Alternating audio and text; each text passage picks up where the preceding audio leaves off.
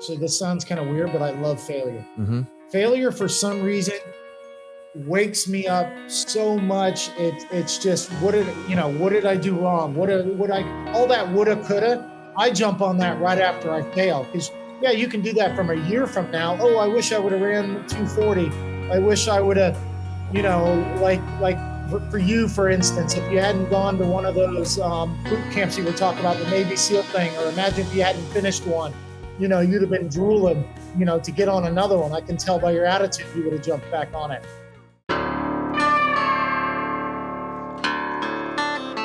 This is the Tom Roland Podcast. Fascinating stories to amaze, encourage, and inspire you in fishing, fitness, and the outdoors. And we're brought to you by Black Rifle Coffee. I started this podcast as a way to connect with my friends, people that I admire and respect, and you. It has been a learning journey that's made me a better person, a better fisherman, a better father, and a better athlete. I'm so happy that you're on this journey with me, and I'd love to hear from you with show suggestions, guest suggestions, or questions.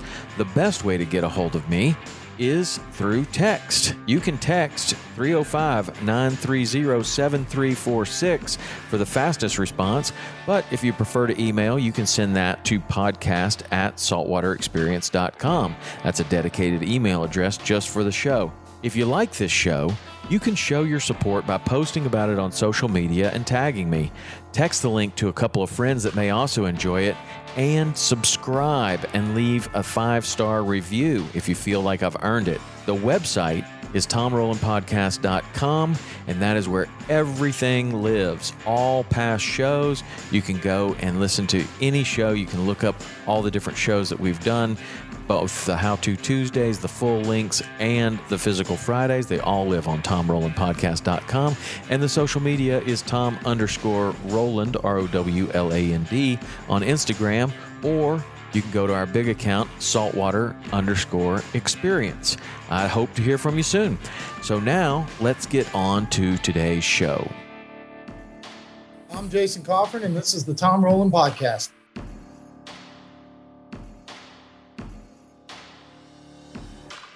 Hey, Jason, what's up, man? How are you? I'm good. How about yourself? I'm doing great. I've been looking forward to connecting with you, and I'm going to start off by reading this post from a couple days ago, or recently anyway. All right. And this will set the tone of why I wanted to talk to you and why I think we're going to have a really pretty awesome podcast here. In the last 20 years, I've managed some pretty cool things. I have an inshore and offshore world records in fishing, unofficial. I've been all over the world chasing the biggest sea monsters imaginable, lived in an aluminum boat shed for 4 years at 120 degrees in the day because I had no money for a home. Once I floated for 3 days off Costa Rica until me and my first mate woke up and decided this was bullshit and we can fix anything, and got our asses home. I've been in a bar in Central America when drug lords had a meeting that turned into a shootout, and I was almost hit with stray bullets. When my truck broke down in Costa Rica, I wasn't allowed to use the bait cooler at the marina or my bait would just be stolen, so I walked with a 50 to 55 pound cooler 2 miles down the beach, every charter, with it on my shoulder, and walked home with my canine and my knife in hand so I wasn't robbed in the dark on the way home. I was stranded by a boat on a sandbar once 20 miles up a river in Panama when a storm changed the opening to the sea. Fast forward, I now have driven 7,000 miles per year to Oregon from Florida just to pursue my dream as a bow hunter, and I have been unsuccessful but still going. I ran the Moab 240 race across Moab, Utah for 240 miles in 4 days because I felt it would make life easier. It worked, by the way. I am now in the best shape of my life, and I need to start taking business as serious as my endeavors. I never chase the dollar, always a dream with a story at the end. I am now chasing the dollar as I own and operate Coffrin Jewelers and Mr. Trigger Sport Fishing to help me with a new endeavor to help stop poachers in a far-off place in South Africa with my canine. This is the beginning of that journey, and I'm finally going to tell that story. Wow. Holy cow. Yeah. You got a lot of stuff going on, and you've done a lot of crazy things, man. How did all that happen? I say I'm an entrepreneur that doesn't make any money. Well, there are a lot of those out there. There is. So what about that crazy ride? How did that get started? The Costa Rica? All of it, man. Like where, fill me in. The Costa Rica thing was I was trying to write my dates down last night. In 2000, I want to say 2004, a buddy of mine that owned a restaurant here moved his family to Costa Rica, and they moved to Flamingo, Costa Rica, which is about 3 hours south of the Nicaraguan border. They had me come down in 2005 because they started a little charter business. They had like a 27 foot, I don't remember the boat. It was an inboard gasoline engine. Mm-hmm. So they called me up, and people that don't fish think a fisherman is just a fisherman. Oh, they can do everything, right? So I woke up one day and they sent me an email about everything they wanted me to do and all that, and I had never been out of the country. So I was like, yeah, I'm going. Then they're like, oh yeah, you have a billfish charter like a week after you got here, and I was like, oh, I've seen one sailfish in the Gulf, so let's go ahead and do this. Yeah. So that first time I went down was a disaster. I did it for a year. It was more like I wasn't moving down there. It was more to help them kind of get it ready, get the boat ready, get the tackle. They didn't know what to buy, so if they would have walked into a store, it would have been a nightmare, right, for them. Yeah. So we got them the right tackle. I did a lot of back and forth where I came back to the States and brought them supplies. With what kind of boat they had. They didn't have a tower or outriggers or anything, so we really turned it into an inshore business. Huh. And that's when I got the unofficial world record roosterfish. Oh, really? Wow. Yeah. Well, it's unofficial because we didn't bring it in. We didn't have a scale, but it crushed the record. It was 6'4" or 6'5". It was 157 pounds. Wow. Yeah, that's awesome. We had the copper scales that go up to 200. Yeah, we had one of those, so it wasn't official, but and it was actually with a guy here in Sarasota named Ron Gauthier. He, I don't know if he has the TV show anymore, but it was called Ocean Explorer. Oh yeah, I remember that. Yeah, it was actually him that caught it, so that was very cool to have a record of it, and I've got pictures and stuff. Yeah. Wow. So how do you catch a fish like that? Like where a giant rooster fish like that, is that inshore or offshore? Inshore. Yeah. Really? It's inshore is funny there. Like it's like California or something. I mean, the water just goes off. So we don't have like bays and stuff on the Pacific side. Mm-hmm. So you think about it as like California with the little beaches and just mountain cliffs on the side. So, 50 yards offshore could be 100 feet deep. Wow. So it is considered, like when I priced out charters, that was an inshore charter. Yeah. There's fish and rocks. I'm doing a lot of slow trolling like you would.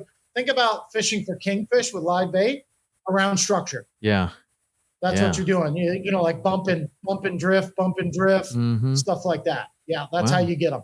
That's cool. My family's talking about, for some reason, my wife has it in her head that she wants to go to Costa Rica with the whole family. And I know there's some really awesome stuff down there, man. I'd love to talk to you about. It's a blast. And definitely send me an email or a text before you guys do, and I'll send you a ton of ideas. Oh, yeah. I would love that. I was down there for 11 years. So. You are? 11 years? Yeah.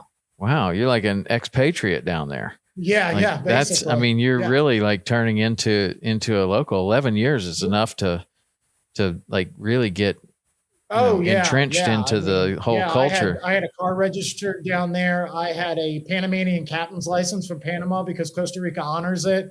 I had a driver's license down there. Yeah, I was there. That's awesome. But what happened was I went down there in 2005 with them, and then I got that set up. I was there. I want to say I was there it was just under a year, so call it 10 months. So I was there about that time, and they had their restaurant going, and then it was kind of time. I wasn't prepared to move down there. So my father had just passed in 2003. So it was kind of like a get out of town kind of thing. It was kind of perfect timing for that kind of situation. But then I knew I needed to come back and help mom with the business in the beginning and all that. And I had just gotten started. Remember the IFA, the redfish tournament? Oh yeah. I had signed up for a few of those. I really wanted to pursue that. And I had signed up the year before. So it was kind of timing that I'd been on the water down there, and then I was going to jump back and work at the store and fish a couple of those. And I think that's when I met you guys. Yeah, we were doing that. I was going to ask you what year that was. Yeah, so that was. So I was there almost. So it would have been 2006. Yeah. Yeah. 2006. I'm looking at, I've got an IFA trophy over there for something. And that's when it is 2000, I think 2006 or 2005 or something, those years. It was either that transition of 2005 into 6 or it was all 6. Cause it was when I came back around, so it would have been about October. So they got started in the spring usually, if I remember right. Yeah. So that was about then. Yeah. Cool. That's awesome, man. And so then you spend 11 years in Costa Rica, and what happens? How do you want to come home? That? How does it bring you back home? So I came home, I started to work there, and I realized I was a jewelry repair for the shop. And I just realized sitting at a desk doing things right here, except for tying knots or flies, was not me, you know? So I got out of there. She had a great staff. She liked all the people that she had. I trusted them. So about 7 months later, I got in a nasty car wreck and I broke my left hip and I had back surgery. Really? Yeah. I actually had what's crazy is I had the back surgery from a herniated disc that fused to my sciatic nerve. Oh, man. It went in so far that it got to my nerve and they grew together. Holy cow. Yeah. So they didn't know that until, the MRI just shows a bulging disc. They didn't know until I went under the knife that I had to be under another 45 minutes to cut it off.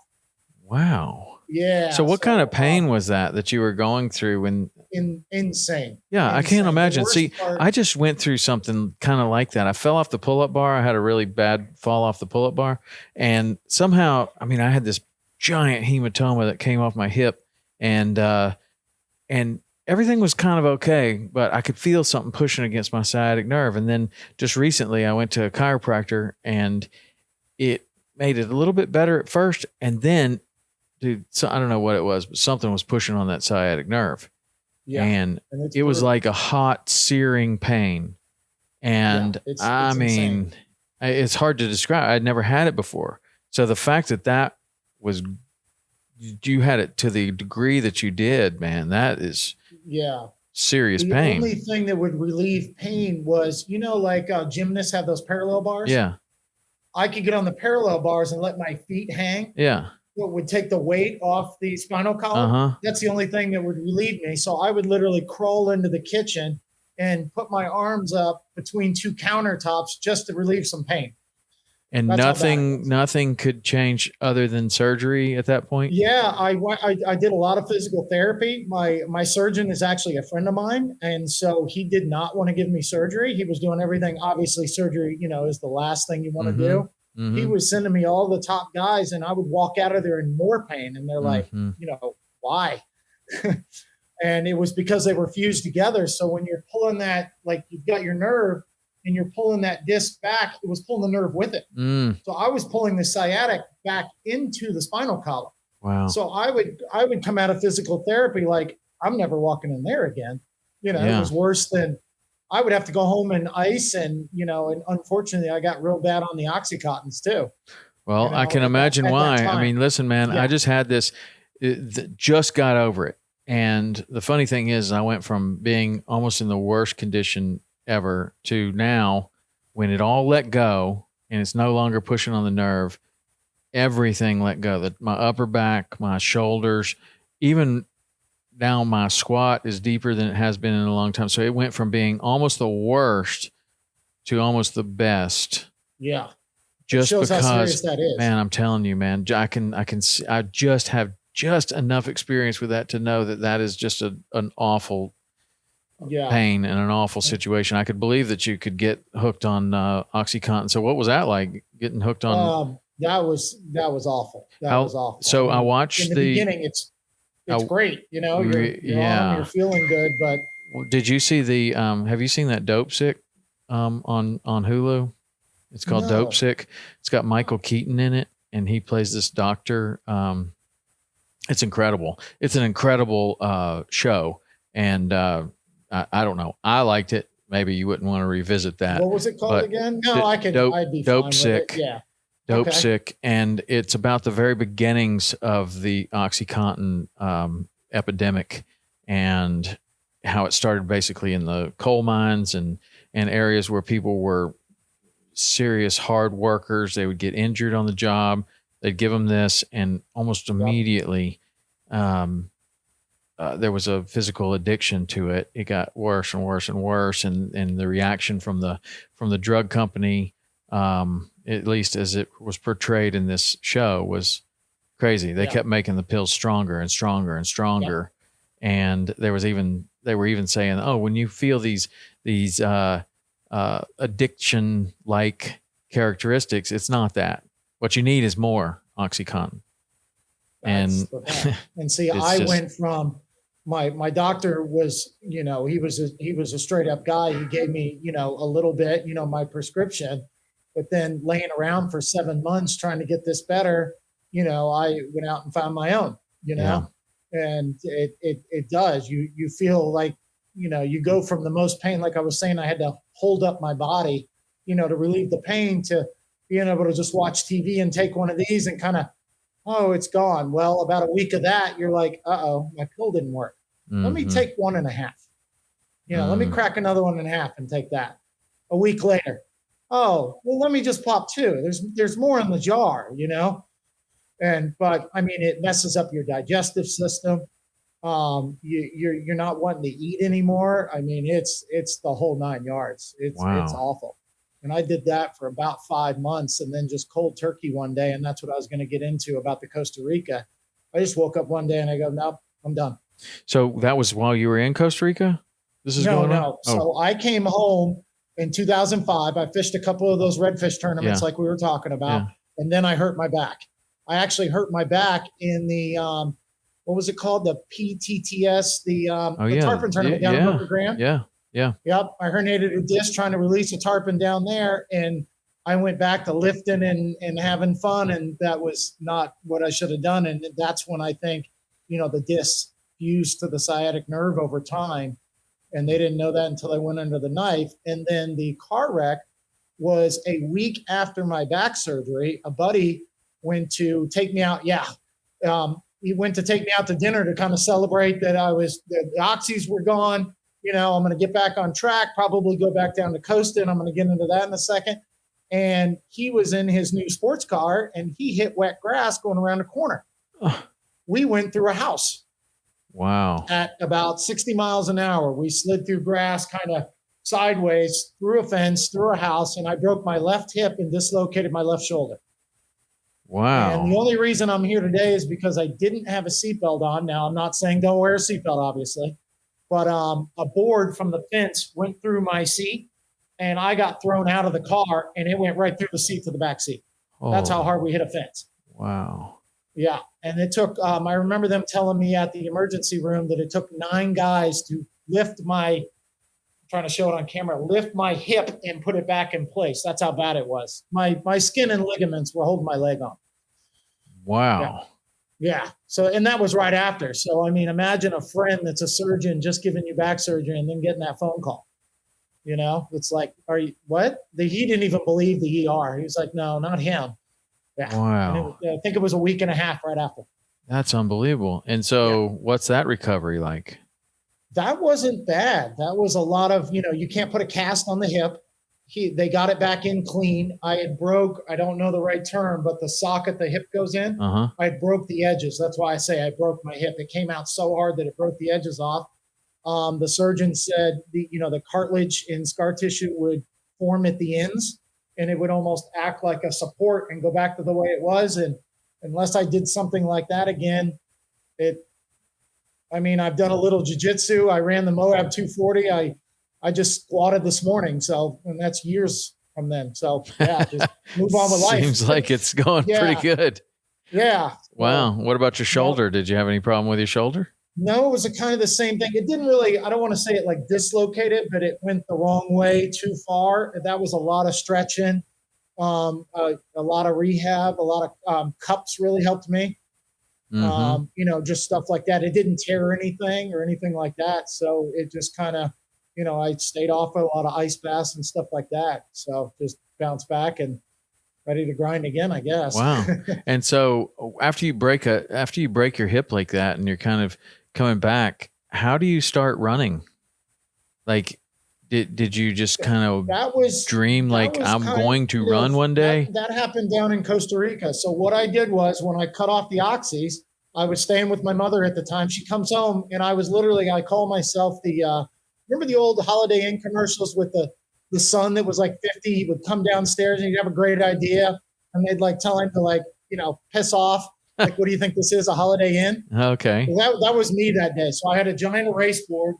And my mom comes walking in from work, and I've got all my Costa Rica ideas written on this thing. I've got the budget. I got money from the accident. I'm going to buy this boat from Mote Marine Laboratory. It was a 27-foot Morgan that they had that was donated to them. It was an old, the old tarpon boats they live baited out of? Yeah. So it was one of those. And 27-foot Morgan. It was in 1988, and I'd already found it online and talked to Mote Marine because it's right here in Sarasota. And I had got about $18,000 from the car accident just from insurance, and the boat was 14. So I was like, I got 4 left over. I'm getting electronics, and I'm getting some fishing gear and some electronics, and I'm moving back to Costa. My mom was like, yeah, okay. And then a month later, here's Jason overnight, outside working on the boat, hooking up the outriggers, and she's like, oh, okay, he's going. I'd go to the store half day, fix jewelry. And then I'd come back home and work from about 4 o'clock till, when I couldn't keep my eyes open, and go to bed and do it again. And I did that for another year. And I shipped the boat in 2008. And I was right behind it. By 2009, I was fishing. Wow. Yeah. That's awesome, man. Had it shipped down there in a container. It was small enough to put in a container. I got some outriggers that could, some of those rep riggers that could fold down. I actually, the part that you bolt onto the boat stayed on, and the rest of them I took down there on my own in surfboard bags. Huh. Rolled them all up in bubble tape, and you should have seen when Customs saw that. They kind of looked at me and was like, is he smuggling aluminum? Yeah. So, took all my gear down in those giant, the big board bags on wheels. Uh-huh. All my fishing gear was in one, and the outriggers were in the other. Wow. And so you get that started? I got that started. I was able to work with the restaurant was called Marisol. That's the sun in the ocean in Spanish. I was able to get with them. They had closed their business down by then, their fishing business. They realized being Americans, being in Central America, a restaurant, and it was a fairly large restaurant. It was 2-story. They figured that was as much as they could do. So they closed down. So it was kind of a perfect timing thing again. I moved back. I wanted to get tourism, put some brochures in the restaurant, and everything's about helping each other out down there, whether you're American, Costa Rican, whatever. So I jumped back in and, got the business going. That's awesome, man. And then how long did that last? I was there till about, I want to say about mid 2013. Yeah. Because then I moved to Panama. Okay. Yeah. What goes on in Panama? Panama is just think about Costa Rica 20 years ago. On the coast, that's where Panama is. Everybody thinks of Panama as Panama City, and Panama City's got over 3 million people in it. But that's not the rest of the country. It's very open. It's very vast. Where were you fishing there? I was in David, Pedregal, so it was north. Okay. I don't know it, but Carter Andrews used to go down there. He used to be in Panama, and I was going to go see him. He was in Isla Seca. Yeah. Right. Yeah, that was some islands. I was in Isla Perita. I don't remember how many miles, but it wasn't very far. When I headed out to the fishing grounds, I saw Seca Islands off my left. And so you could do all of that fishing there in the same boat, or did you get a new boat? No, by then I had a 32 Blackfin. I moved home. I realized a lot of guys like, fishermen, real fishermen that came down, like I want to catch a billfish. I want to get a rooster on fly. Those kind of guys. That boat wasn't going to fly. And I understood, I knew it from being a fisherman. So I sold it down there in Costa Rica, and I took the money, and I actually went up to Orange Beach, Alabama after they had one of the storms. And I bought a sunken 32 Blackfin with twin Cummins. Wow. And then you redid that. What do you call it? It's completely sunk. You reinvigorate it. It's the engines were underwater. Luckily they were diesel Cummins, so you kick them on the side and you clean them off and they can go. But you got them going again? Rebuilds on them. Yeah, they were the 315 6 BTAs. Wow. Yeah. And how, and after that, once you get them going again, they did fine. Pretty much, yeah. I mean, Unbelievable. we did everything. I put new. Anytime there was some major repair, I just went ahead and replaced it, like the spindles in the turbos and stuff like that, all replaced. I remember putting brand new coolant system on it. I went ahead because it was all jarred up, and then what I did was I had the old one. Everything that I could repair, that I could afford to replace, I replaced it, and then I repaired the other one as a backup. Yeah. And how did you know how to do all this? Self-taught? Self-taught. Really? Self-taught. Like the story in the post, like my first mate, he actually got up that morning when we were stuck out there, and he woke me up and was like, let's go home. We know how to do this. Huh. And we did. And it was something, it was jammed in the, it was actually the first boat, and it was something jammed in the coolant system. That was a Yanmar engine. So we fixed that, and then we had commercial netting around the prop and didn't even know it. Huh. So that was the two things. We fixed the engine, and then it starts running. We're like, all right, we're still not, it's not wanting to go into gear. So I was like, let me hop off. And, I hopped off and saw it and was like, duh, that kind of stupid thing. So for the other 2 or 3 days that you're out there, you guys were just trying a few things and just day one was kind of a, the panic thing, like, oh, great, what do we do kind of thing. Day two was kind of, let's have a beer and look it over, kind of thing, and just kind of, assess it, because it was serious. Nobody was coming to get us. And then day three, first thing in the morning, after we had assessed it in the morning, it's like, all right, it's time to go home. Yeah. And then that was it. Yeah. Tear the whole thing down out there. Yep. Yeah, we just or as far as it needed to be. We started at the front with the belts and just kind of worked our way down the sides, and this and this, and it was a coolant problem, and it was not giving us enough power to even move the prop. Were you able to hold your position, or were you drifting? Oh, we were 100 miles offshore. We were drifting. Yeah. 2,000 feet of water or more. Yeah. And heading 200 miles offshore. Yeah. And still heading. And I didn't have, I was learning at the time, I didn't have 2 batteries on the boat, and I had about a 15-inch Garmin system. So that's sucking batteries. So we shut that down too. So what I do is just turn it on in the morning and mark a spot. And, you're not moving too much, but you're moving more than you think. Current's probably, I'd say maybe 2 knots, probably about 1, no surface actual current. And then you got your tides, of course, but the actual ocean current is not as fast, but, put 1 mile an hour current to a 12-hour wait and a 24-hour wait. There's 24 miles. Yeah. Yeah. And so you make it out of that one. That's Yeah. You make it out of that one. And then on these days, you've got 2 other passions that are really extraordinary. The running passion, and then this elk hunting obsession. How did you kind of develop both of those? The running actually came in Costa Rica. I was down there for 11 years, and about halfway through, in the beginning, I mean, 2005, I was 25 years old. I'm having fun down there. I'm surfing. I'm drinking too much, that kind of thing. And it was kind of like the Oxy thing. I became friends with a lot of people, like, a lot of surfers and stuff. Everybody's in real good shape. There was a lot of paddleboarders that lived there. And I was like, that's so much more fun than what I'm doing, drinking all night and then crawling onto a boat trying to do a charter the next morning. So I actually lived at a hotel called Flamingo Marinas Resort, and they had their own little beach. And I had spiral stair. It was beautiful, a spiral staircase right down to that beach. So I just started running up and down that spiral staircase. And then I found off I don't know what kind of rock it was. It wasn't lava rock, but it was like granite. I think there's a lot of granite down there. Don't hold me to that. But a piece had broken off. And when you're lobster hunting off the back of the boat and you got that sled? Mm-hmm. Well, this piece of rock was shaped almost identical to one of those. So I started, and the beach was very angled. So what I started doing was picking it up over my head, throwing it ahead of me, like frog jumping up to it in soft sand, and then throwing it again. And then I started walking out in the water and doing like what the surfers do in Hawaii. They're holding the rock underwater because I had that beach.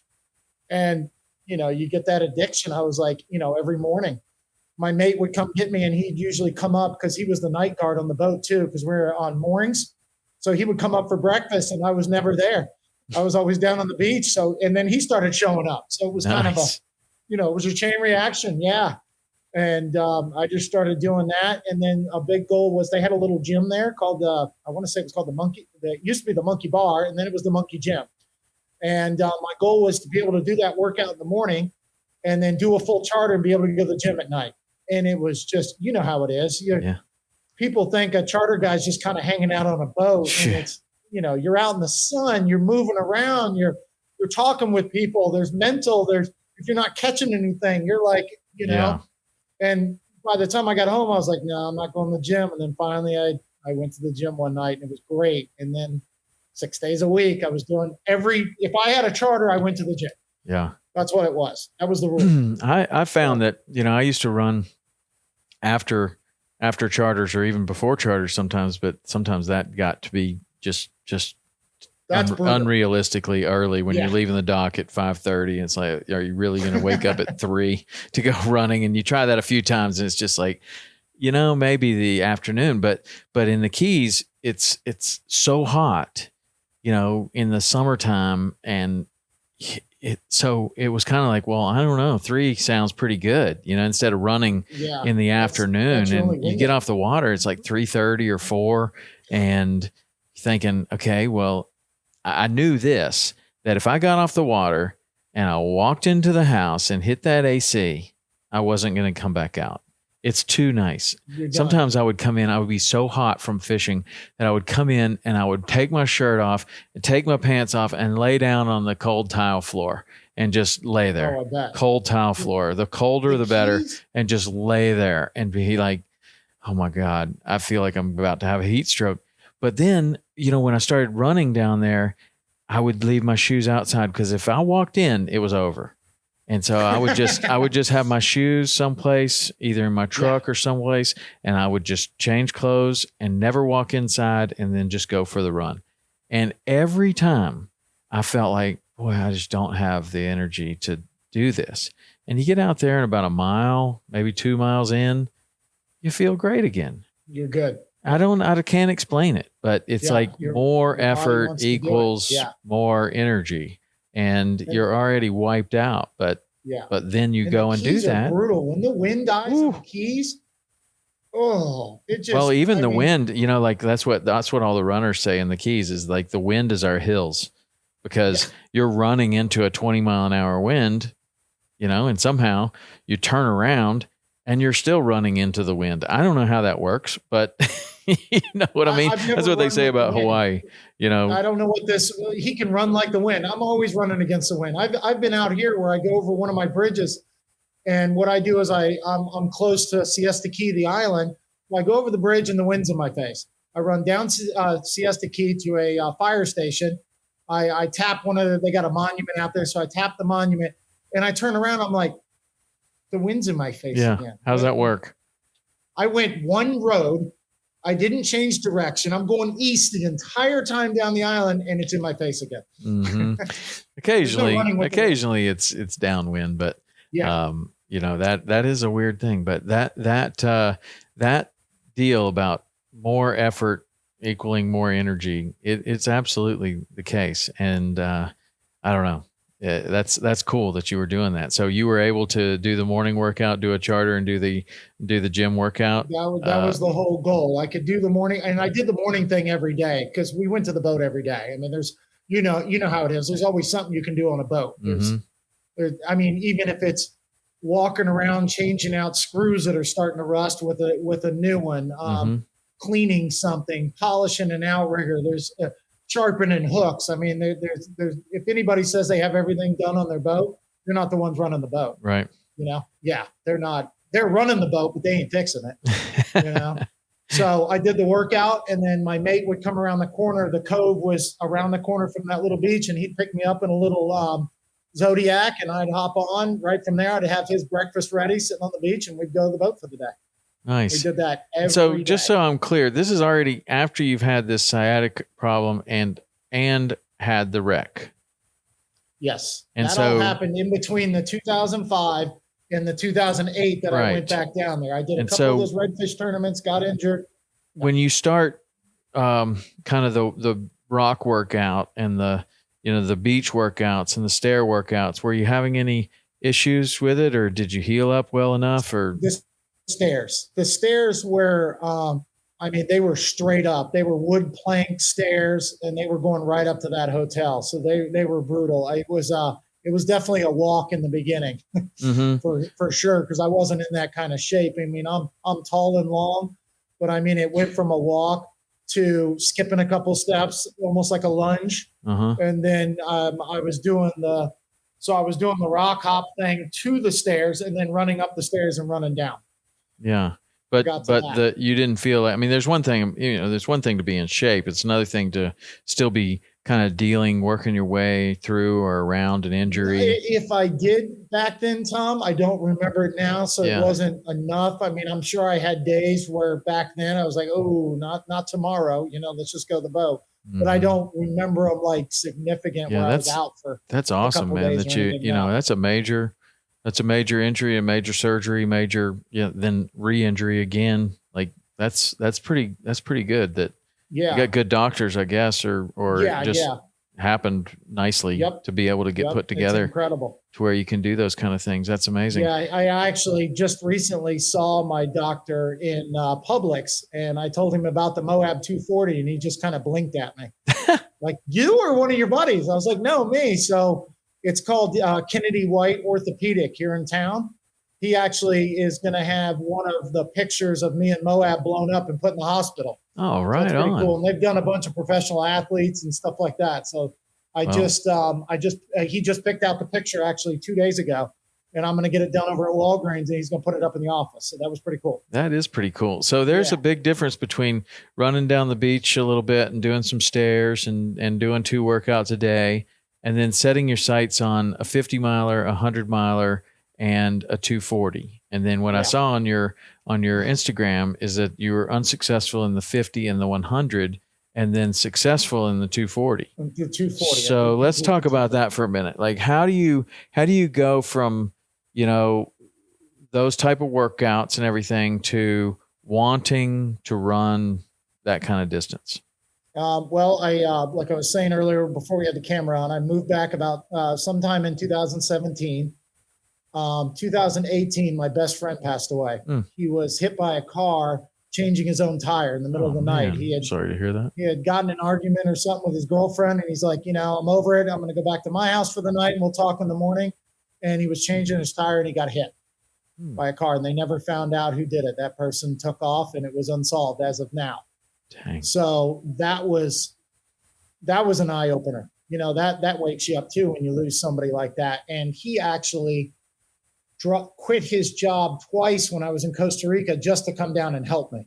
So that's that kind of friend. I mean, left everything, showed up with a suitcase, and was like, I heard you needed a hand. Kind of like, oh, okay, let's do this. And he ended up spending a year with me in 2009.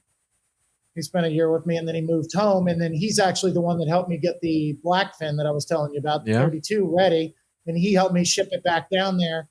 And we had shipped it into Repost, Costa Rica, which is down there in the Los Sueños area where the marina is. Yeah, I've been there. He spent about 6 months with me getting it ready. And then when we got it ready in the marina and we got our papers, he moved home again, and I moved back up to Flamingo where I was in the beginning. Okay. So, I mean, that kind of friend may never find that again, somebody who's just, oh, Jason needs help, so I'll quit everything and move. I mean, he left his bills, his job, and everything. Wow. But in 2018, he needed help, and he was great with his hands. He was a boat detailer. That's what he did. He was actually over at Ingman Marine where they have Pathfinder and all that. Okay. He was the boat detailer, and he needed, he wanted to get a career, and I knew he was good. He was super careful. So I actually sent him to jewelry school, and I had sent him in 2018 in August, and he passed away in September. Wow. He passed away right after he went to school. That was it. Man, that's tough. So that was the wake up. And in 2009, he was from Philadelphia, and he was a diehard, those guys. And if they like sports, they like their sports. And so that kind of, I wanted to go see his family, and I wanted to do something to honor him. So I ran the Philadelphia Marathon in 2019. Okay. That was a disaster. I had started running like 3 months before that. I was like, yeah, I'm doing this. And everybody's like, good luck. Hope you finish. And I was like, I'm finishing. Come on. I did finish, but it was brutal. It hailed. I had 30-mile-an-hour wind, and it rained the entire time, and it was 40 degrees. And this is a guy from Florida. Yeah. I was like, thanks, Philly. But if Philly can be brash on you, that's what Philly does, So I did finish. I ran a 4:54. The whole family was at the finish line, and I got to hug Mom, and I gave her the shirt off my back, literally, that had his nickname was Wooly. We had a shirt made that was called Go Wooly, and I gave her that. We had dinner, and I took off, and that was the 2019. So that would have been in November. That's when they held that marathon. So after that, it was kind of like the beach thing. I liked that feeling, and I wanted to keep it going. So then right after that was the pandemic. Mm-hmm. So it was, and we're a jewelry store. So we're not, nobody's thinking jewelry during a pandemic, So we slowed way down. And what we did was we closed for about 4 weeks when it got real bad. That transition in the very beginning of 19 going into 2020. And for about 4 weeks, what we did is everybody stayed on, and we just finished all our jobs instead of taking on, having doors open. So it was kind of a benefit. And I remember going in about a half day and just being home like, this guy's got to do something. It'd be like somebody taking your boat away. Right. Yeah. It was like, so I just every day going out the door, going for a run. I went before work. I'd just go for a little jog. And then after I got back, I'd get home about, like 3:00 or so. And it was like, I got the rest of the day. Let's get out there and do it again. And I've never stopped. And the 50-mile run was actually, people don't realize this, that was on my own. That wasn't a race. Mm-hmm. I was preparing for the Moab, and I wanted to do, I remember watching a bunch of videos before I knew the gentleman, Cam Haynes, and a lot of his training was overnight. So, and I did start to do some night runs, nothing like 50, but I built up to the 50, and I went out to a place called the Celery Field. It's a park here in Sarasota that has a pretty good sized hill. It's a couple hundred feet high. I mean, it's Florida. Yeah. I used to run to the parking garage in Key West and run up and down the parking garage. That was the tallest point in the whole Keys. It had to be in the Keys. Yeah. Right. I used to run the parking garage at the hospital here until they threw me out. It got too busy, and they thought I was some weird person in the middle of the night, always in the parking garage. They're like, you got to go, dude. But anyways, so I wanted to simulate trying to be up all day and up all night running. So what I did was I did a normal day at work. I went to the gym, and then I usually go to bed about 10:30. So instead of going to bed, I went to run. Yeah. So, and I wanted to run from the time I went to bed at 10:30 to the time I would have got up in the morning and gone to the gym or gone running. So I ran till about, it was a little later. I ran till about 7 a.m. Dang. And I got about 45 miles out of the 50. That's why I say I didn't complete it. And I passed out twice. I woke up in a ditch, kind of like, I didn't even know where I was. I was like, what am I doing at the Celery Field? And then I looked up, oh yeah, this idiot's training for the Moab. Really? No support. Nothing. They had, on one side of the park is a regular concrete parking lot with like a bathroom and a water fountain. And think about just a big square. And then, so I parked my car with supplies on the other side. Right. So that was my 2 rest stops. And I would stop at those, and I had a little Yeti cooler in the back. And then the other side had a water fountain. And don't get me wrong, I had a backpack with stuff on, I wore all the gear that I would run in Moab. Right. I had water bottles on the front, and I had the backpack, and I had some protein stuff. I had everything I needed. I think what got me was it was in July, the bugs. Oh, yeah. I think I succumbed to mosquitoes. Yeah, well, that's a bad one. all swollen. I did a ruck run one time from Hawks Cay up to Layton and back, and went through the Long Key State Park. And I guess they don't spray for mosquitoes there. And I got swarmed. I mean, swarmed like if you went to Flamingo in the morning and just got out and hung out at the boat ramp without any. Yeah, that's. I mean, just swarmed. No joke for that swarmed. Either. But if you're sweating enough, you can keep them off of you. Barely. Yeah. But you have to be super hydrated. But I mean, there's like a cascade of sweat coming off, and you can actually keep them off a little bit. But I got swarmed on that run. That was crazy. And then you're rucking, so you're not moving. You're going speed. so slow. You're just comparatively, you're going super slow. So between the marathon and this 50 miler, did you like have a program, or did you have any? You just were interested. You wanted to do it, and you just did it. Everything I read about, I was basing it all on the Moab. I wanted to do the Moab someday. I wasn't signed up or anything like that then. The biggest thing was you have to change it up, because I read all these training, everybody's got a training video for Moab out there. Well, when you talk to the real guys, like later on in life, I became friends with Cam Haynes and all those guys out in Oregon. I asked him about a training regimen, and he just rolled his eyes. And I was like, all right, I'm doing it right. It's just time on the feet. Yeah. It's time on the feet. So I would run the beach barefoot. I would run the road in the middle of the day, on a lunch break. I'd go back to that hill and run it in like boots, anything to make it harder than what I thought it was going to be, Nice. And so then once you get to that 50, and then do you have your sights set on 100 next, or? I did that next year. So that would have been 2020 in July. That next year I ran the 100. It was called the Forgotten Florida 100 up in Ocala National Park. Mm-hmm. And that was an official race that I didn't complete. And that was 100 mile. I was going for 24 hours. And I got to 75.2. I didn't realize later, after I had dropped out, that I was actually in first place for most of the race. And I got lost. Yeah. Yeah, I remember getting lost, and I called up the director, and he's like, well, thanks for being honest. And, we see on the thing, if you go back and do this and this and cut back through here, you can keep going. And I knew I wasn't going to get the 24-hour by then.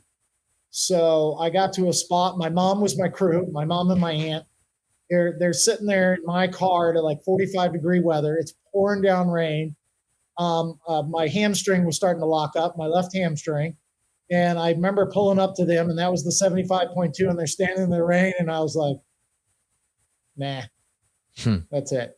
Could I have finished? I mean, I didn't, so I can't say I did, but I was on hour 17. So I was going pretty good at 17 or at 75 miles, and I had till 32. So could I have ran 25 miles in another 15 hours? Probably. Or even walked it. Yeah. So it was weird. I lost all mindset. It's the mental just beat me up. I remember seeing them. I wish I would have never seen them, because what I did was I actually hurt my leg at 60 miles, and I had saw them there, and I was like, all right, well, let me go 15 more. There's 2 more rest areas with those guys in the middle, and they won't take you back till the end. So even if I quit, I got to sit there. Well, let me get through one more. And my plan at 75 was, let me get one more. Mm-hmm. And I did it at 60, and I did it through the 2 that I saw, the crew members, the volunteers. And then when I got to them, I just sat on the back of the truck, and it was kind of like you're doing a charter and going in the house AC thing. Yeah. I messed up, and I got in the truck, and I was out of the rain, and I was like, oh, it's so nice. And I can go home. And so it's interesting to know that later you complete the 240, which is the ultimate goal. So I wonder, like, when you look back on it now, what lessons did you learn from not completing that 100 and the stopping at the 76 or 75? Number one was like, my mom being there and saying, you should have finished when I was the one trying to get her out of the rain kind of mindset. She's like, no, we're here for you. I'm okay.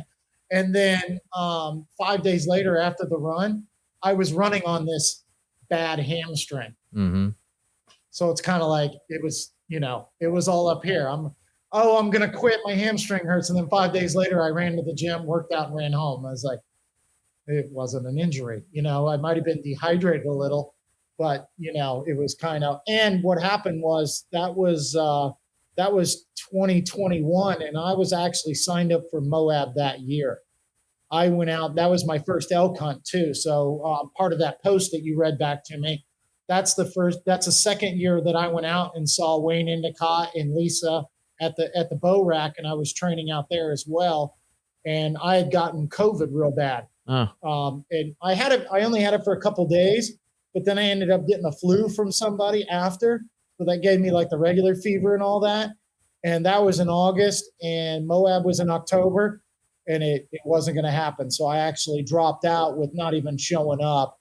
And then, so that gave me more time mentally to go for it this last year. So when you're, like we're just kind of zipping through this thing. Yeah. But what I know just from my own endeavors is that when you have a call it a failure, call it a misstep, call it something didn't work out quite the way you wanted it to, that can be mentally very difficult to get over.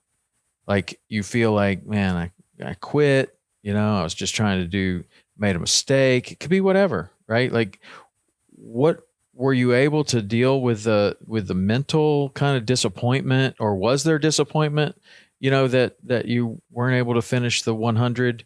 And then how do you kind of rebound and reset and get back to what you were, to your original goal? Right. Where I was before I failed. Well, number one, this sounds kind of weird, but I love failure. Mm-hmm. Failure for some reason wakes me up so much. It's just, what did I do wrong? All that woulda, coulda, I jump on that right after I fail. Cause yeah, you can do that from a year from now. Oh, I wish I would have ran 240. I wish I would have, like for you, for instance, if you hadn't gone to one of those boot camps you were talking about, the Navy SEAL thing, or imagine if you hadn't finished one, you'd have been drooling, to get on another one. I can tell by your attitude, you would have jumped back on it.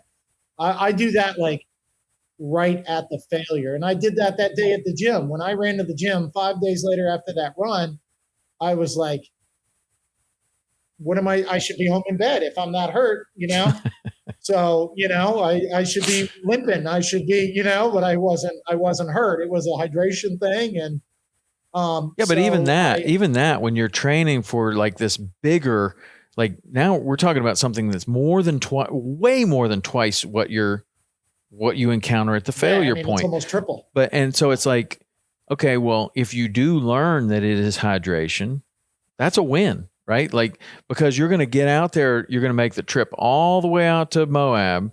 And this is one thing that you've learned that you can handle, that you can control, that you can, practice before you get there. You can make sure that this isn't going to happen again.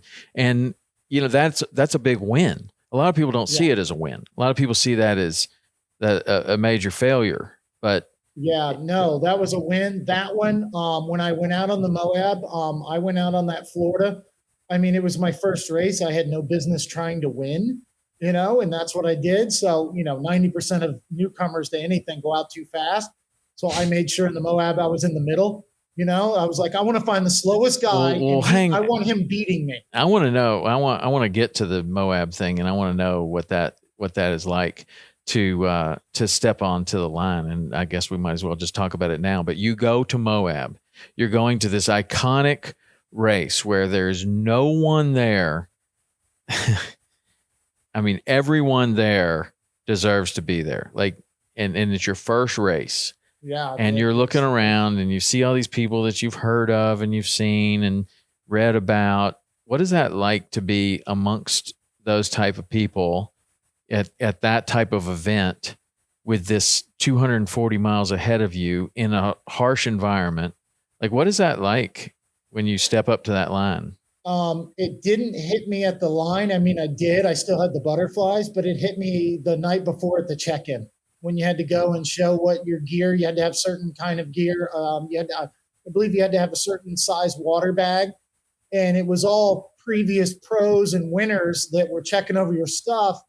And you had to do a medical exam. And I was like, oh God, what if they hear about the hip? I'm going to lie about everything.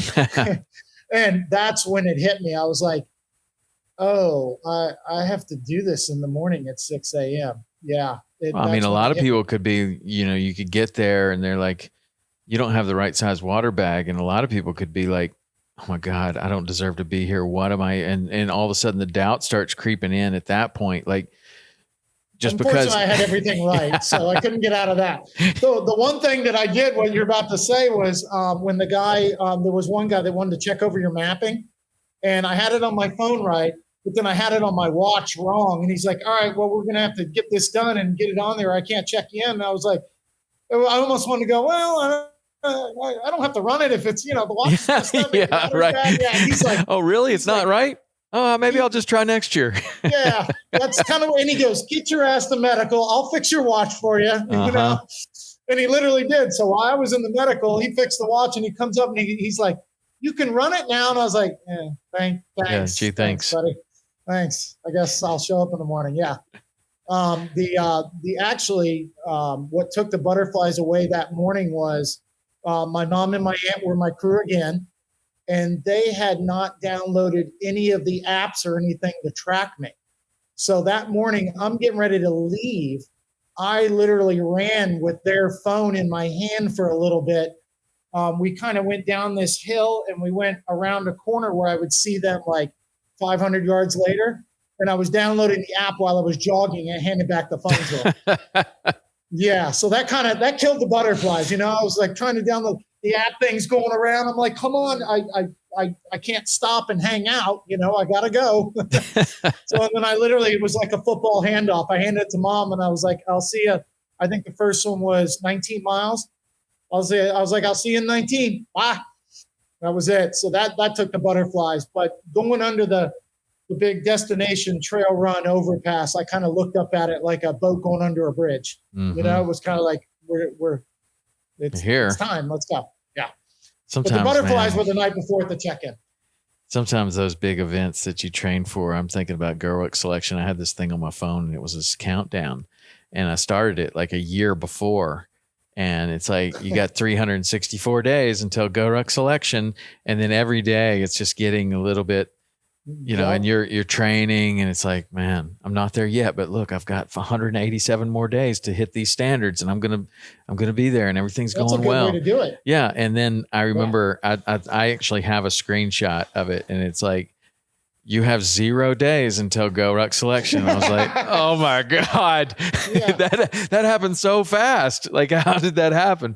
But man, I didn't do that run. Can I still get it in? No, you're going. Yep, going. So one of the things like about an event like that is hydration, nutrition, and having never run that distance. How did you practice and prepare for that kind of stuff? I didn't do a lot of, the one thing I did learn, I looked at a lot of stuff online of those training regimens. And, like I was saying, Cam said that was kind of, but what I did see was I saw people's, like, I found not really their failures, but things that you wanted to look out for. Like, I found out that a lot of people, it's hard for them to eat while they're running. So I packed food on my training runs, even if I was running 8 miles. Yeah. I brought like a peanut butter and jelly sandwich and I stopped. I didn't eat it while running. I'd stop, I'd eat, I'd hydrate, and then I'd take off again. And my stomach started to get used to having that. And I remember being at one of the rest stops and I ate like 4 cheeseburgers. Mm-hmm. And the guy was like, good man. Not a lot of people do that. So I knew stuff like that. I would overhydrate in the morning. I'd wake up just a little earlier. The morning run, you want to smash a glass of water and go out the door. You know what I mean? So what I would do is I got up a little earlier. I'd get a thermos. I'd drink a little more than I should, walk the dogs, kind of like wake up and then take them back to the house. But I wanted to get that hydration. the dehydration from the hamstring in the 100 race. What my goal was, I remember being in that race when I was in first place, and I was around 40 miles. It was 40 something. And a lady picks up my backpack. She takes it off me to refill it for me. And she goes, son, you have way too much liquid in here. Think about that. And I was like, and I didn't think about it then in the 100. I was like, whatever, I got this. I'll run it. Yeah, well, there's Jason at 75 quitting. But I remember that in Moab. So my goal was, when I was getting close to another rest area, I wanted my water gone. Mm-hmm. I wanted it gone. Mm-hmm. And that helped me out a lot, because we got to a rest area one time where a lot of people got there at once, and they were actually turning people down for refilling multiple times. So, and then what happened was, I remember I was refilling and I was going to chug that and then just refill again and go. And the guy goes, there's no second refill.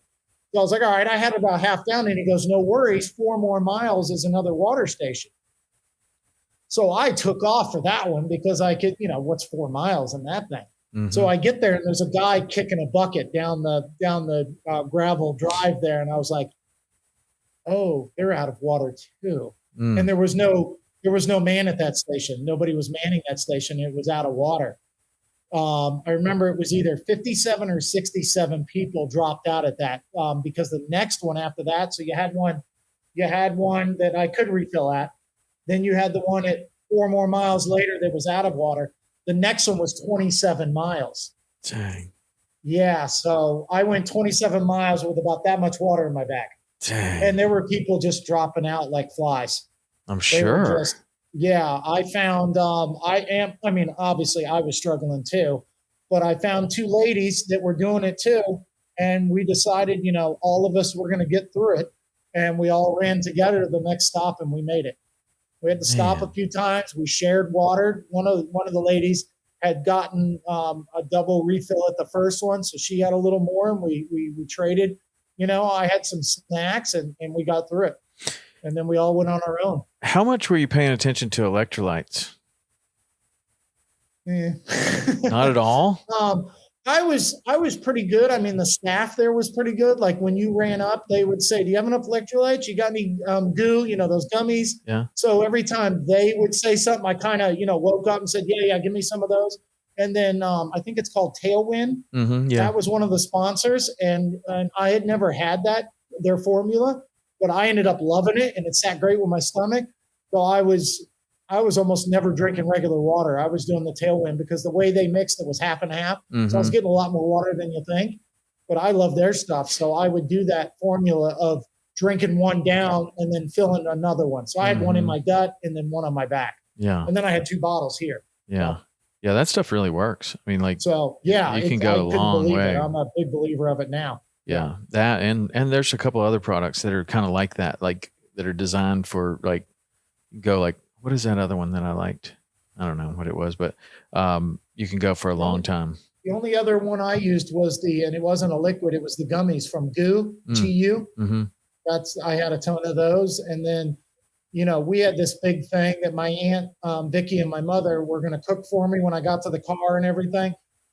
The staff there, they had great food. Destination Trail Runs had everything. So we learned on the fly to just use their stuff. They had great food. Like what kind of, when you're running that kind of distance, like even, you run a marathon or you do a 20 miler, sometimes you come in and you're just like, man, I don't know what it is, but I got to have something with some ketchup on it. I got to have something with, I need some pancakes like now. What kind of stuff did you? Bean burritos, and they had bacon cheeseburgers. What did you want? Bacon cheeseburgers. That's what you wanted? I ate wanted that salt, man. And I ran pretty fast after that. So I was like, let's stick with the bacon cheeseburgers. And then, pickles have a lot of salt. So I would do a couple pickle shots, and I would load my cheeseburger up with pickles. Yeah, there you go. That's where you're getting your electrolytes. What's that? That's where you're getting your electrolytes, plus protein and fat and carbohydrates too. Yeah, I had a bun, so I had carbs. I had bacon, so I had protein and fat. I had a hamburger, so I had protein. I had the pickles that had the sodium and the electrolytes, like you said. The burger was it. So I would just smash a bunch of those, and I had a reclining chair, and I would sit in that. By the time I had done with the burgers, it was time to go. Is it hard to get out of that reclining in the 4 chair? days I did it, I slept for 3 hours total. Really? Yeah. Did you hallucinate? I did. I think I got right on the verge of hallucination. It was later in the thing, and I've got a post where I was talking about where I went to Cam Hanes' book, and I had it on my audio book, and I knew I was going to listen to it during the race. And I got to a point where, so there was a big mountain over here, and my trail went away from it, but I had to get to that mountain eventually. And it was at night, and I was by myself, and that really messed with me. My mind kept saying, "You got to go to the mountain. You got to go to the mountain." Well, I'd look on my map. I was literally arguing with the map. I'm like, the mountain's right there, but I had the rest area was called Needles, and I remember kept going. I wanted to go that way. My body literally wanted to cross a cow field and just go to the mountain for some reason, because it was I could see it. It was in my mind. I mean, it was there, but that was the most mind screwed up I was. I remember seeing a coyote. He was going to eat me, even though he was like 20 pounds. Yeah. And that mountain really effed me up. I was ready to, just going the opposite way of where I knew I had to be in a 240-mile run. And then I got to the rest area called Needles. I put my feet up. I had my burger. I had some hot chocolate. I pounded a coffee. It was like some guys I knew from the trail had showed up behind me. And he's like, "Come on, you're coming with us." And then I was like, "All right, I'm out." And then that was it. And I never had another mind thing. Wow. Even people at the end, when I got in, I did. I have a picture online where I was doing clapping push-ups. I was at my best in the last 30 miles. I felt great. Isn't I stayed up and had awesome? beers with a bunch of guys. I was up with staff. I was like folding tables and stuff. You'd have thought I was working there, and I was fine. Now the next day I was, the swelling came in and all that. But that night I was, one of the guys. I'd have thought I never ran it. What kind of calorie intake did you have in the next 24 hours? Did you want to eat, or did you not feel like eating? Well, it was kind of funny. As a gift, my mother booked me a really cool campsite in Red Rock, but she didn't tell me that checkout was at 9 a.m. the next morning. So I got done at like 9 o'clock at night. And by the time I was screwing around with the closing and watching the other people come in, it was like midnight. So I got back. So at 9 a.m., here I am putting an RV back together, with these swollen feet, and I had to drive home. Oh, so my God. I didn't need anywhere else. Drive home? Where's home? The next morning for 5 days from Utah, I drove straight home and went to work. Oh, my God. Yeah. So I ate. So you asked me about the calorie thing. It was a lot of Cool Ranch Doritos and gummy bears. And the worst pain was getting out of the car to fill up my fuel tank, to just get out for a second, because you sit in the car, you settle down. Yeah. That's on any kind of pain. Once you settle down, you don't want to move again. But to get out for fuel, it was brutal. I'd get out and kind of like go up to the thing, and I'd go sit on the edge of the tailgate while it filled, and yeah, that was the most brutal part. But once I got home, it was pancakes and elk meat, and I got back on the good stuff right away. Nice. What when you finish the 240, what kind of lessons can you take back to your regular life? The biggest thing is, I'm like you, I'm an outdoor guy, and now I'm managing and doing repairs in a jewelry store again. I think the biggest thing is there's things in life you might look at that are that big a deal, but they're not that big a deal. Like a due date on a job. I mean, I know we got to get it done. It's the customer's job, but if we have to call them and ask for an extra day, I'm not going to pull my hair out anymore. I ran 240 miles, and I don't tell that person that, but to me, I'm not going to get stressed over that. I get a flat tire, I'm going to just get out and change it and put some Bob Marley music on and change the tire and move out my day. I go out with a guide like you, and I want to catch a bonefish on a fly, and we don't get it that day. Okay. I was out fishing. I got to throw a fly at one of the hardest fish on the planet to catch. It's not that big a deal. Even if I went 5 days and didn't get one, I'm going to go home and, Tom, I'll see you next year. Let's go. That kind of stuff. the minor stuff. I got one of my dogs right now is a little sick, and it's not pull your hair out kind of thing. It's let's get her to the vet, and let's figure it out and let's move on. It's taken the smaller things in life and just crushed them. That would be bad, that kind of thing. The pandemic, whatever, bring it. You know what I mean? Whatever comes ahead, just it's brought me way down. I don't worry about things as much. Yeah. How about in your elk hunting endeavors? I'm about at the same maybe time into the sport as you. Maybe I got a little bit more. My boys have been out in Montana State. One of them's finished with Montana State. One of them is kind of a junior at Montana State. And ever since my older, so they're out there. Yeah. Okay. And ever since Cool. my older son has been out there, which has been it's been 5 years, we've been elk hunting. And he was, really obsessed with it, and is really, really obsessed with the elk hunting. And the first couple of years, I just went along as support. I didn't want him to get eaten by a grizzly bear. I was going to be there to help pack out. Of course, Yep. It's much harder than a lot of people give it credit for. We were unsuccessful the first 3 years, and then, or maybe 4 years. I think we were unsuccessful for 4 years. So then you're one or two ahead of me. I'm 2 years unsuccessful. Yeah, well, I mean, Yeah. but it could happen. I was just talking to another guy that was on the podcast, and he went out first time, smokes one right away. Like, I don't know. I mean, it's the same thing with fishing. You talk to people and they're like, permit fishing is hard. I don't know. I went and caught 3 the first day I was out there. Okay, well, I mean, then talk to another guy. He's been doing it for 7, 8 years. He hasn't caught one yet. I don't know. Sometimes they're doing something wrong. Sometimes they're not. To come see you eventually, because I've never caught a permit. Yeah, well, we can do both, and elk hunting too.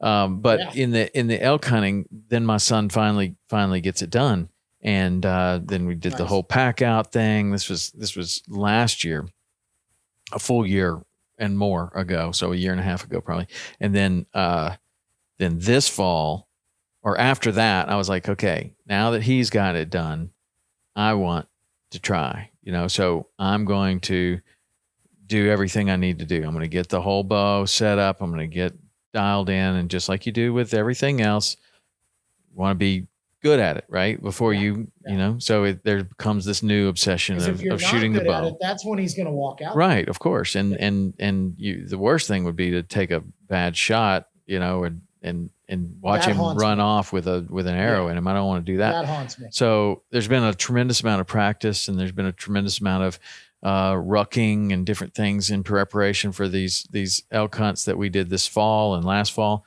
And elk hunting for me was like, I got out there with him, and I'm like, man, elk hunting is a lot like permit fishing, and it's a lot like a lot of other things that I've done. But the thing that rings true is every time I think it's going to get easier, it gets harder. Yeah. Throughout the whole thing, even upon completion of killing an elk, it's like, okay, we got, it's like, well, we finally did it. Now, surely it's going to be easier. And then the weight of that thing just literally crushes you.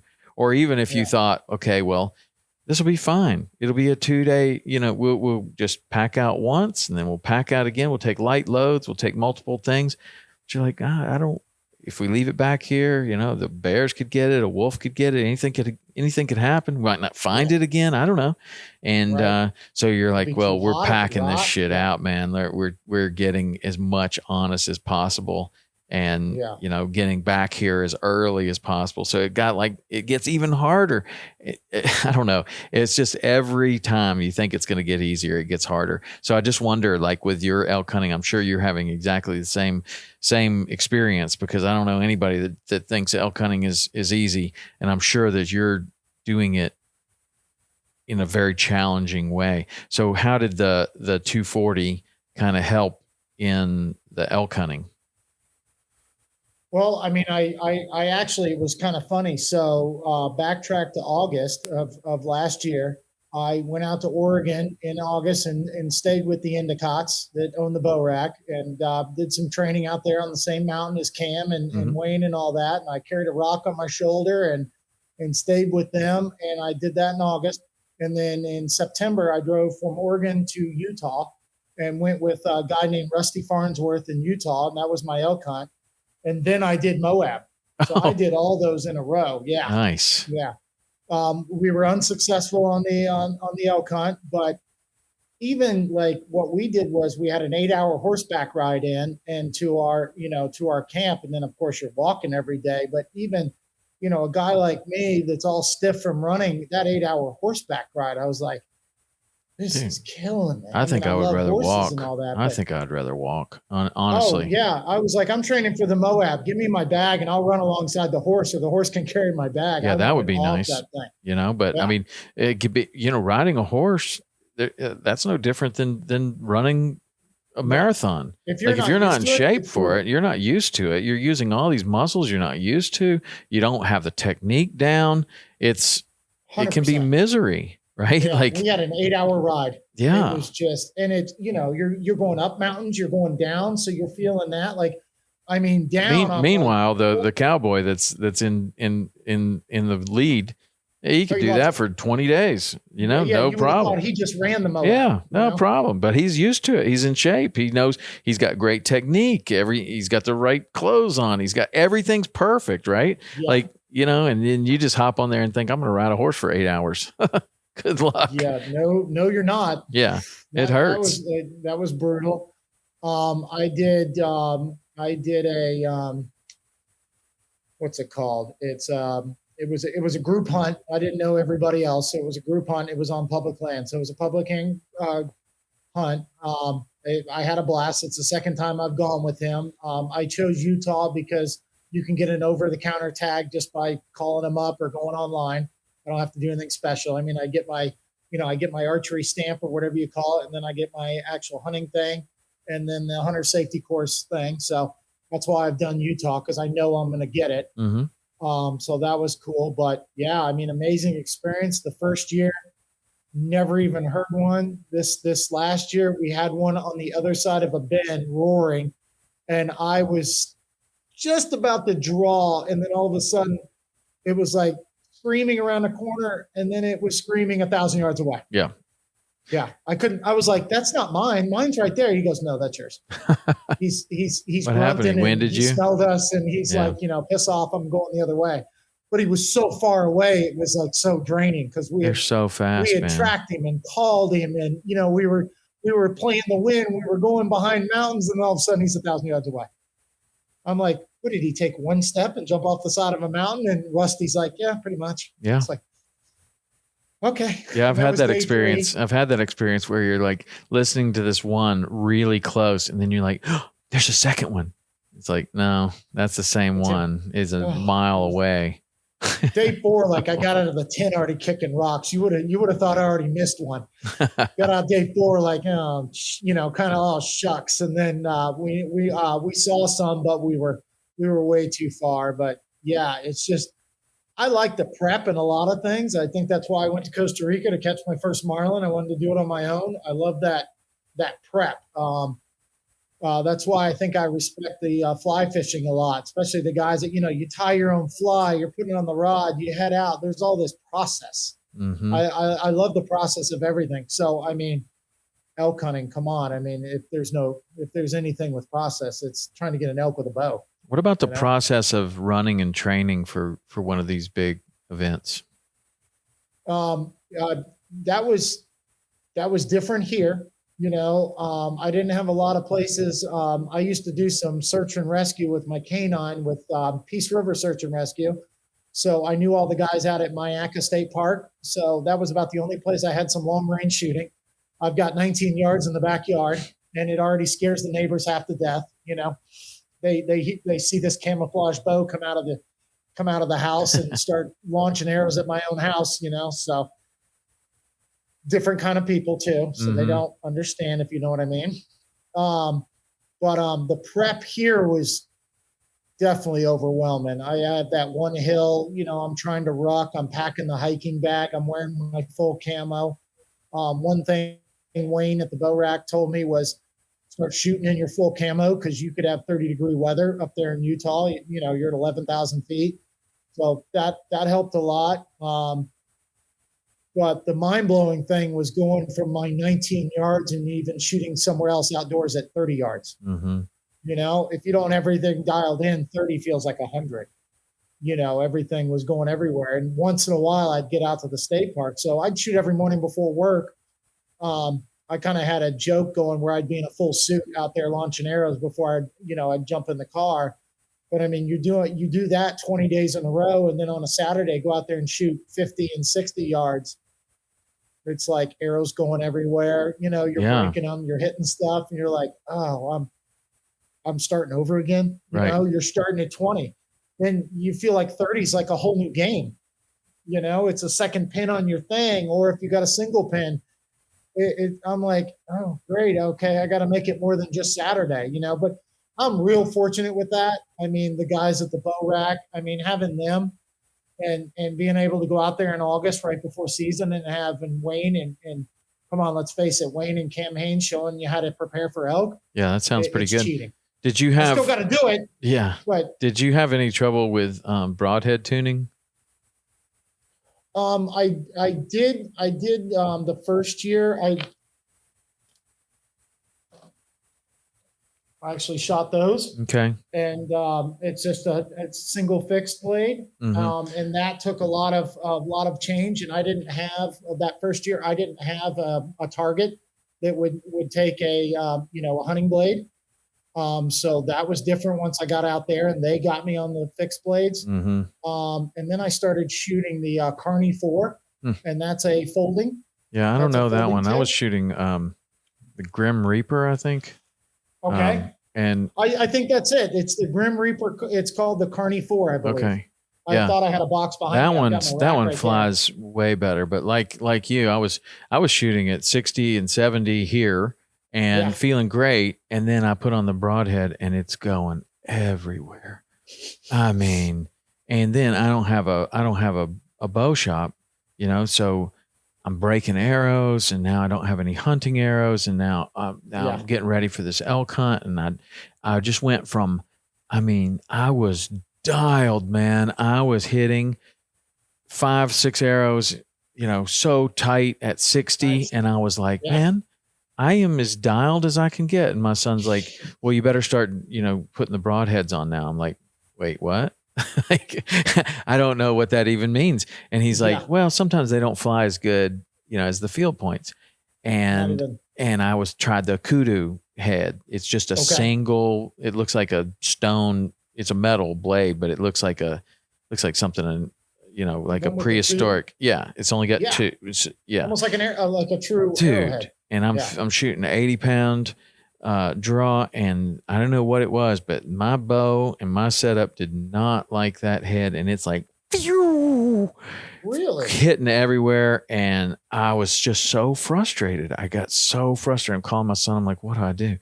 And so I had one of those Q80 heads like you got there, and I put that on there, and it flew a lot better.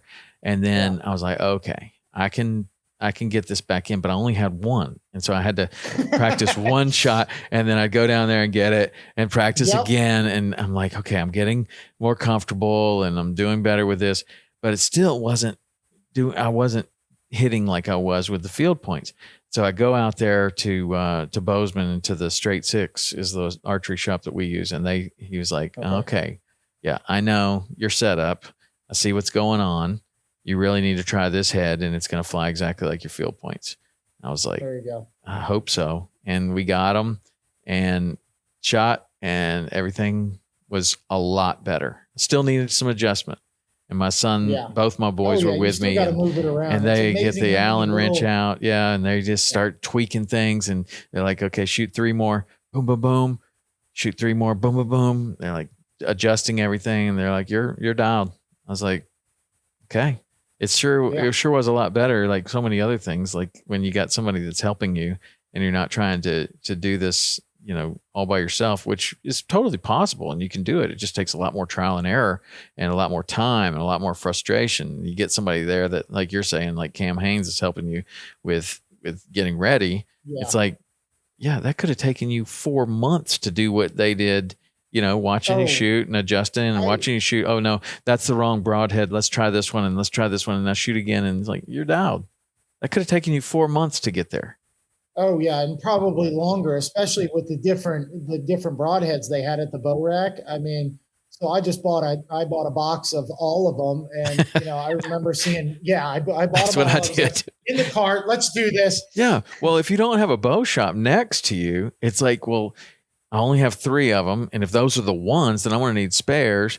And if those aren't the ones, then I'm going to need to try these other ones. And if those are the ones, I'm going to need spares. I did exactly the same thing. I was sitting Wayne at his farm where he actually lives. He's got a great setup, obviously, for shooting out there. And I was there probably 15, 20 minutes before him, and he shoots every evening. I'm out there shooting. He walks up and he takes about 4 of those boxes of different ones and just puts them back in my bow rack bag. And he's like, shoot this one and this one, and we're done here. And then he taught me how to, this last year, taught me how to do the tape, the sight tape. Oh yeah. Yeah. And as many times as you got to shoot to set up I couldn't believe that, how much you got to do to just put that on there. I know. You got to line it up. That's why you never touch anyone's bow. I don't touch anybody's bow because I know what kind of work went into getting my sight tape set up and how, confident I am or lack of confidence I have, depending on what month it is. And my sons have theirs all dialed in and they got their arrows and they got their whole setup, and we don't touch each other's stuff. I remember at the bow rack one day they had Cam's bow there, and one of the guys was like, "That's Cam's. He's coming to get it." I turned around and walked away from it. I was like, "I'm not going to be the guy that looked at his bow. I didn't see it." You can look at it. Don't even look at it. I wasn't picking it up. Yeah. Yeah, but somebody like him though, man, he's got enough experience that he could quickly diagnose what's wrong and quickly get it back together. I mean, you could take the whole thing off. No, you don't want to be the guy that does that. But I would think, just like in fishing, somebody can pick up a rod and go, oh, you got the wrong line on it. You got the wrong, this and this. Same thing. Yeah. Same deal. I mean, you can even look at it. You don't even have to cast it. It's like you get, an 11 weight line on a 3 weight. It's not going to work. No, it's going to droop around and fall off. It's going to be terrible. You're not getting the permit with that one. That's for sure. But that's what we did. So with the broadheads, when we did my first sight tape, we shot broadheads, and I was able to shoot a bunch right then and kind of double dip there. So I ended up using that Carney 4. It's with the hinge blade. Mm-hmm. And they say you don't need to readjust your bow. Yeah, I think I'm shooting the same thing. I think that's what that's what I'm shooting, or it sounds like it. The actual tip is called a Carney 4, and then you said it's from what company? I think it's from Grim Reaper. I'd have to. It's in the. I think it's called a Grim Reaper Carney 4 because of the 4 blades. Yeah. I think that's the same. It's got a magnet. I just keep calling it. It's got a magnet. It comes down. It's got a magnet. Yeah, I think that's what I'm shooting. That one, it helped me a ton. And I think that it's probably just like so many other things. Like depending on your setup, something's going to work way better for you than something else. And that for me it restored my confidence, and I was at an all-time low. Like I went from an all-time high to an all-time low, back to a mediocre, feeling of confidence. Like if one walks out, I'm going to shoot at it. Before I was like, I'm not even going to take the thing. Like now, have you had one walk out on you yet? Yes. But the way that we're hunting, I still continue to put my boys up front. Like I want them to do it. And so one of my sons has killed one with a bow. My other son hasn't done it yet. So we would get ourselves in a situation to where it's like, okay, you're in the A spot, I'll be in the B spot. But, it's just like fishing. Like I've had so many customers that come down and they're like, okay, I'm bringing my friend and I don't want to catch one until he does.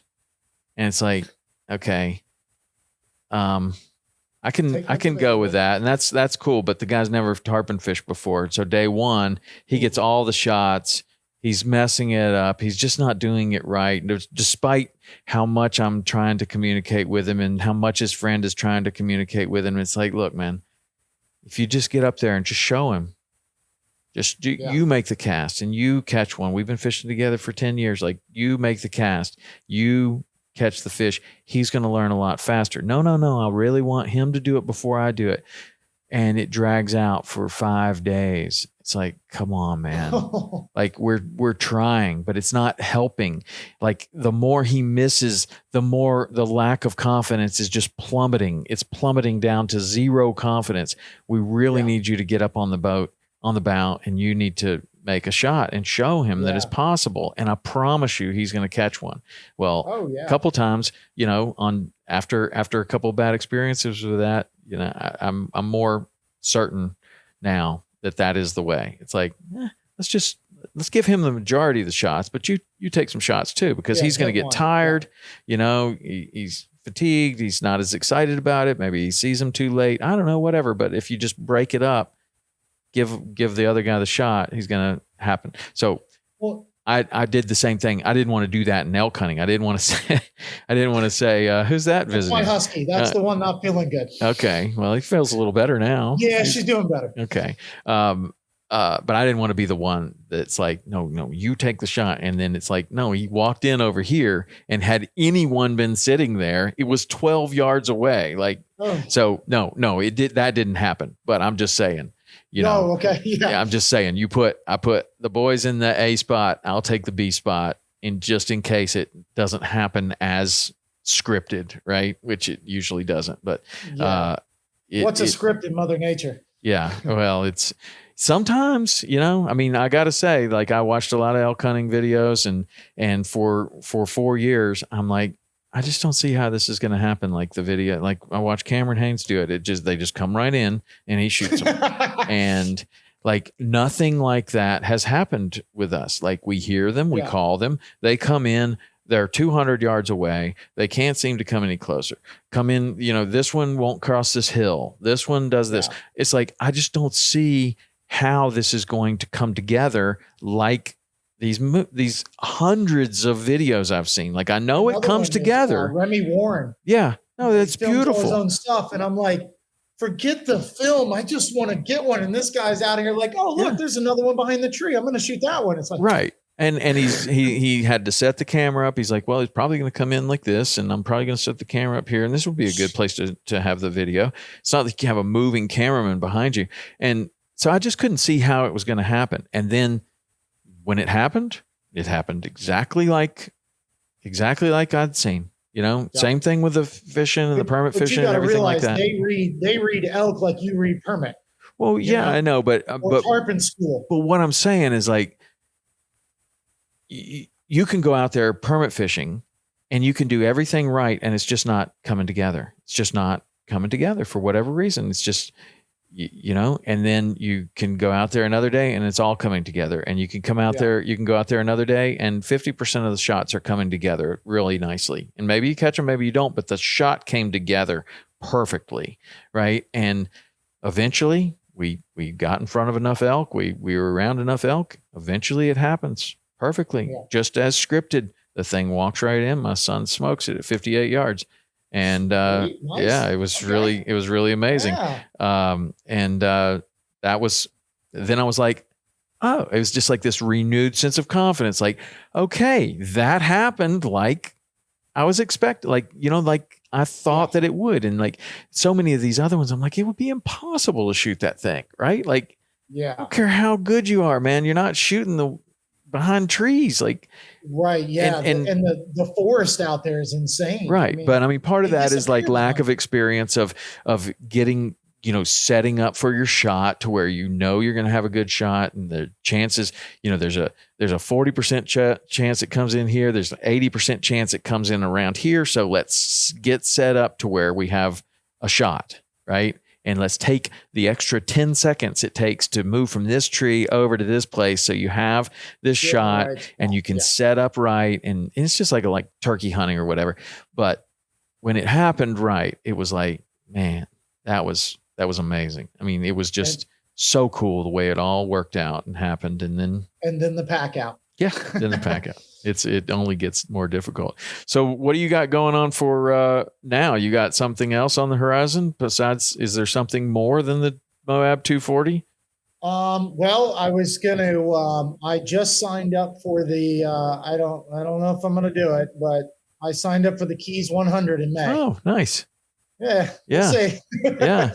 I did sign up for it. So usually when I sign up, at least you're not out in the middle of a desert. You can stop at any convenience store anywhere along on the trail and pick up a hot dog. I can't wait to collapse on the 7 Mile Bridge or something and have to go, 3.5 both ways. Well, that's the one place you got to watch out for, the 7 Mile. But tell me before we go about the about this what you're going to do with your dog in South Africa. So.